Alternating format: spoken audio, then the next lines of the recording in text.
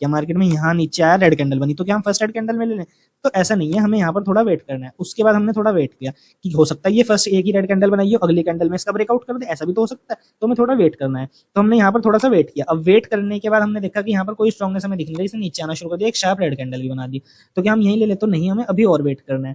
तो इसके बाद यहाँ पर हमें और वेट करने के बाद जब हमने देखा कि चलो ठीक है, यहाँ पर थोड़ा सा ऊपर जाता दिखा, फिर थोड़ा सा नीचे आया, फिर हमने देखा कि क्या ये इस स्विंग का ब्रेकआउट कर पा रहा है, तो हमने यहाँ पर इसके बाद एक रेड कैंडल का वेट करा। देखो आप ध्यान से समझना, एंट्री पॉइंट डिसाइड करने में आप ध्यान से समझना कि एंट्री पॉइंट कैसे डिसाइड किया। मैं आपको देखो दोबारा से समझाता हूँ। फर्स्ट रेड कैंडल बनी, फर्स्ट रेड कैंडल पे ले लें हम, तो इसमें तो रिस्क हो सकता है, क्योंकि अगर हम फर्स्ट रेड कैंडल में ले लेंगे, हो सकता है अगली ग्रीन कैंडल और स्ट्रॉन्ग बन जाए। हमें यहाँ पर थोड़ी वीकनेस तो दिखनी चाहिए ना, ऐसा थोड़ी है कि हम एक रेड कैंडल बनते ही ले लेंगे, हमें थोड़ी सी वीकनेस दिखनी चाहिए।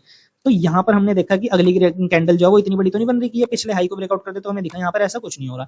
फिर यहाँ पर हमने देखा एक रिट्रेसमेंट करी और ये फिर से नीचे आ गया, चलो ठीक है। लेकिन हमने एक चीज और देखी कि ये जो पिछला लो था ये इसको नहीं तोड़ पाया। आप यहाँ पर ध्यान से समझना, यहाँ पर ये वाली जो ग्रीन कैंडल का लो था इसको इसने तोड़ दिया, लेकिन ये जो अपना अगला लो बना पाया, ये वाला लो इसने नहीं तोड़ा, क्योंकि हमने क्या करा था कि पहली रेड कैंडल के बाद अगली कैंडल का वेट करा। उसके बाद फिर हमने देखा क्या ये वाली कैंडल तो कंटिन्यू नहीं जा पाई, ये वाला हाई नहीं ब्रेक कर पाई, ये वाली जो ग्रीन कैंडल है ये हाई नहीं ब्रेक कर पाई, तो क्या इससे अगली कर रही है? नहीं कर रही। उससे अगली रेड कैंडल बनी, लेकिन हमने उसमें एक चीज देखी, वो ये वाला लो भी नहीं तोड़ पाई। तो कहीं ना कहीं अभी वीकनेस नहीं है, अभी मार्केट थोड़ा सा साइडवेज हो रहा है। आप मेरी बात समझना, मैं कहना क्या चाहूँ, मार्केट में ना तो यहाँ पर स्ट्रॉन्गनेस दिख रही कि चलो मार्केट ऊपर जा सकता है, ना यहाँ पर वीकनेस दिख रही। तो यहाँ पर अभी हमें कुछ नहीं दिख रहा। तो अब उसके बाद हमने और वेट किया, फिर हमें यहाँ पर दिखा कि ऊपर चलना शुरू करा, लेकिन अभी ना तो पिछला हाई तोड़ पाया, ना फिर पिछले लो के आसपास आ पाया, फिर ऊपर जाके फिर रिट्रेसमेंट कर दी। मतलब आप समझ रहे हो, कहीं ना कहीं अभी भी मार्केट थोड़ा साइडवेज चल रहा है, कोई हमें स्ट्रॉन्गनेस या वीकनेस नहीं दिख रही।